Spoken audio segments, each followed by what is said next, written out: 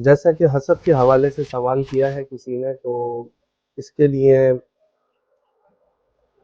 قل اعوذ برب الفلق، اس کو صبح شام 11 مرتبہ پڑھنے کا معمول بنائیں، اور پانی پہ بھی دم کریں اور خود بھی پئیں، بچوں کو بھی پلائیں۔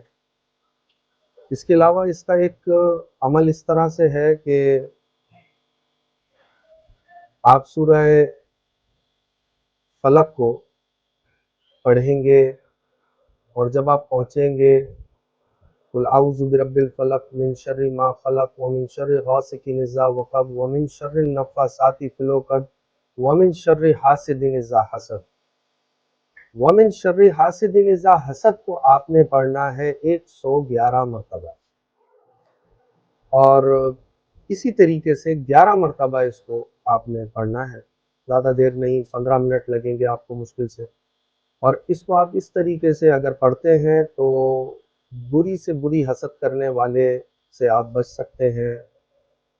اور جس طرح سورہ ناس اور سورہ فلق جادو کے لیے بھی کہا جاتا ہے، اور بہت زبردست یہ ہے اگر آپ اس کو روزانہ کا معمول بنا لیں۔